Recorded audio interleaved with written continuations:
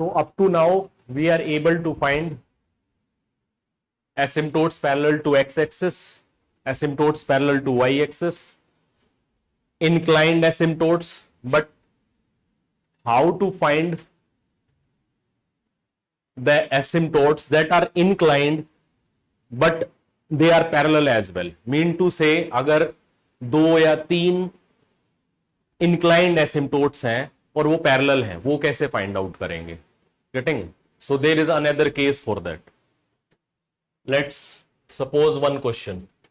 This is the question. ठीक है, अब तक जो क्वेश्चन आया, जैसे या पहले जो क्वेश्चन आए हैं रिलेटिवली अभी सिंपल आ रहे, पहले कॉम्प्लेक्स भी आते थे. ठीक है, तो इसमें ये केस बनता है. तो उसका एक जो मेथड है सिंपल, जिसमें हम इंक्लाइंड एसिम्प्टोट्स के लिए phi n m function find out करते हैं. तो ये उसी से होगा. गेटिंग? और इसमें एक और चीज है, मतलब it is not easy to express y as a function of x. ठीक है, तो सबसे पहले अगर यहां पे asymptotes parallel to x axis, how to find out? तो x की जो क्या है, इसके x डिग्री, हाईएस्ट डिग्री क्या है x में? x cube. ठीक है, तो it will be x y x square plus y square minus 2xy plus 2x square x minus y minus 3xy. तो यहां हाईएस्ट डिग्री x है आपकी 3. तो x3 कोफिशिएंट क्या है इसके? y. ठीक है, और यहां पे +2. तो y + 2 = 0. तो y is equal to -2. It is the asymptote parallel to x axis. ठीक है, और यहां अगर हाईएस्ट डिग्री आप y की देखेंगे, if we are observing the highest degree of y, तो दैट इज यहां पे y cube. Getting? y cube. तो y क्यूब का कोफिशिएंट क्या रहेगा? x. तो x should be equal to 0. तो x is equal to 0 is the asymptote parallel to y axis. ठीक है, तो asymptotes parallel to x axis, y axis हमने फाइंड आउट कर लिए सबसे पहले. ठीक है, y is equal to -2 and x is equal to 0. Now we have to find asymptotes that are inclined.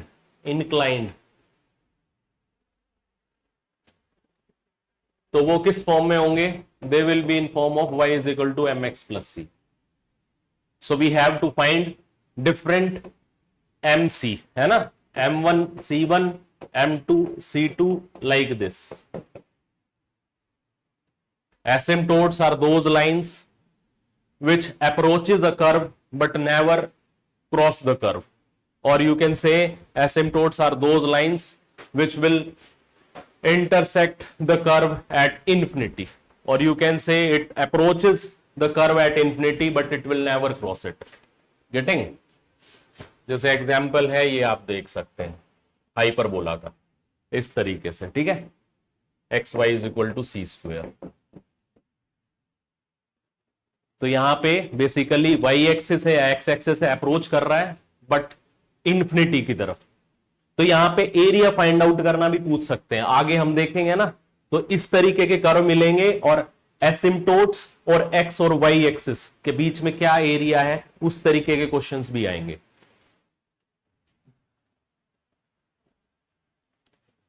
इसमें कुछ नहीं करना भाई. हाईएस्ट डिग्री क्या है इसमें?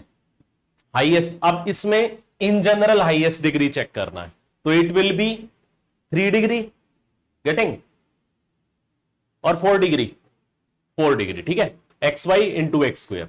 यहां 3 डिग्री है, ये 2 डिग्री है और ये आपका 4 डिग्री है. ठीक है, तो 4 डिग्री, ये total 4 degree.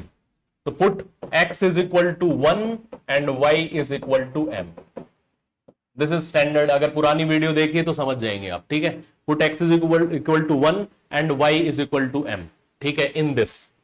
So this will be function of m and it will be as it is 4 degree, so you will put like this 5 4 m।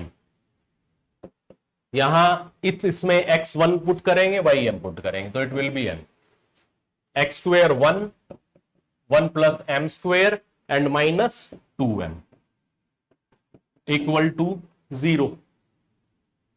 तो it will be m is equal to 0, m is equal to 1 and m is equal to 1. So we have now two inclined asymptotes that are parallel, ठीक है। तो इनके basically C निकालने हैं आपको, interception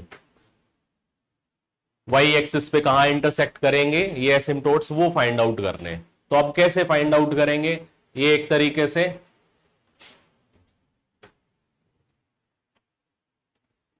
पहले देखो, ये तो एक तरीके से सिंगल है, सिंगल का तो वही मेथड है, ठीक है। तो highest degree C 5 4' plus 5 3m equal to 0। 5 4' कितना हो जाएगा, 5 4' it will be 1 plus 3m square and minus 4m, getting. तो it will be C 1 plus 3m square minus 4m plus 5 3m। तो 5 3m आपका ये होगा, यहां से मिलेगा 5 3m विल बी, क्योंकि 3 डिग्री है तो put x is equal to 1 y is equal to m, तो 2 एंड 1 माइनस m, तो it will be 2 1 minus m। m की वैल्यू क्या है इसके लिए, 0, m 0 के लिए है ना ये, m इज इक्वल टू 1 के लिए अलग केस होगा, वहां पे हमें c के रूट्स फाइंड आउट करने बेसिकली, ठीक है, वो अलग है। यहां से m 0, तो it will be c plus 2 equal to 0, c is equal to minus 2, getting. C, तो ये जो हमने पहले फाइंड आउट किया था एक वही आ गया। तो ये भी केस आएगा जनरली, जब आप एसिम्टोट्स निकालेंगे तो कई बार जो हम parallel asymptotes parallel to x axis y axis निकालते हैं, अगर ये केस आ जाता है m इज इक्वल टू 0, अगर ये केस है तो निकालने की जरूरत नहीं है।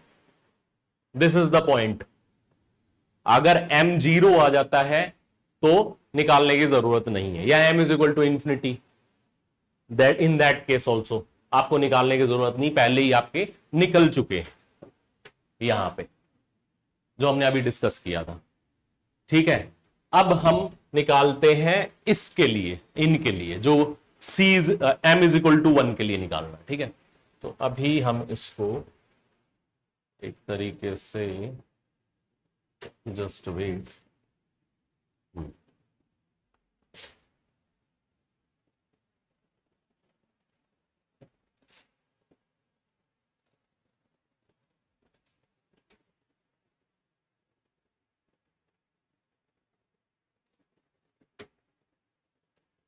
फाइव 4m निकल गया है, 5 3m निकल गया है। अब c के दो रूट्स हैं, ठीक है, y is equal to M X plus C है ना, तो एक क्या होगा, y is equal to m क्या था 1, तो एक x प्लस c1 होगा, एक x प्लस c2 होगा। तो बेसिकली अब हमें ऐसी इक्वेशन चाहिए जो c में क्वाड्रेटिक इक्वेशन हो, गेटिंग। तो कैसे करेंगे, तो यहां पे फॉर्मूला है C square by 2 factorial, C square by 2 factorial, और ये रहेगा आपका 5 4 double derivative of m plus c by 1 factorial 5 3 dash m plus c 0 by 0 factorial, और you can say 5 2m is equal to 0। तो 0 फैक्टोरियल 1 1 फैक्टोरियल 1, इसलिए ये इस तरीके से आगे बढ़ता जाएगा। अगर मान लो आगे हम पॉसिबल है कि अगर 3 एसिम्टोट्स हैं that an inclined asymptotes that are parallel, तो उसमें क्या हो जाएगा, हाईएस्ट डिग्री निकालेंगे और यहां पे उतना ही सेकेंड डेरिवेटिव। जैसे मान लो 3 है तो c³/3 factorial and 5 4 third derivative. ठीक है, यहां पे 2 ही है तो हम यहां से इक्वेशन शुरू करेंगे, c²/2 फैक्टोरियल, क्योंकि c के 2 रूट्स चाहिए हमें, c²/2 फैक्टोरियल और यहां 5 4 जो हाईएस्ट डिग्री है उसका डबल डेरिवेटिव, देन 5 3 जो उससे छोटा फंक्शन है, ठीक है, मतलब जो उससे लोएस्ट डिग्री है उसका फर्स्ट डेरिवेटिव, ऐसे चलता जाएगा। समझ में आया? ठीक है। अब c²/2 फैक्टोरियल मतलब 2, 5 4 dash double dash m, 5 4 dash m क्या आया है, 1 + 3m² - 4m, 5 4 dash double dash m will be 6m - 4, so it will be 6m - 4. now plus c 5 3 dash m, तो यहां से 5 3 dash m will be -2, so it will be -2. now plus 1 5 2m कितना है, ये minus के साथ -3xy, तो -3m is equal to 0। Put m की वैल्यू पुट करना है, m की वैल्यू हमने निकाली थी, m की वैल्यू 1 निकाली थी, ठीक है, यहां से, तो it will be c²/2, 6 - 4 2 -2c and -3 equal to 0, तो c² - 2c - 3 इक्वल टू 0। ठीक है, सो इट विल गिव क्या रहेगा,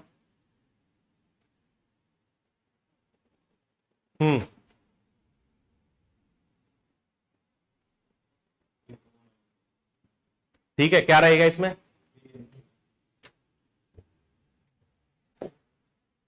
c² - 2c - 3 is equal to 0, तो c² - 3c plus c - 3 equal to 0, c -3 plus 1 c plus -3, तो it will be -1 and 3।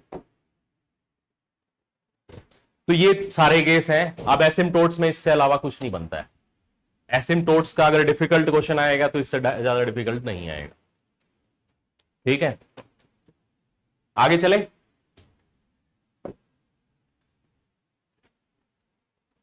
एक और question है, ये सोल्व कर लेना।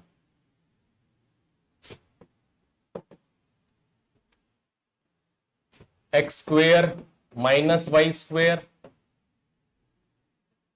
y² - 4x² -6x³ plus 5x² plus 3xy² -2y³ -x³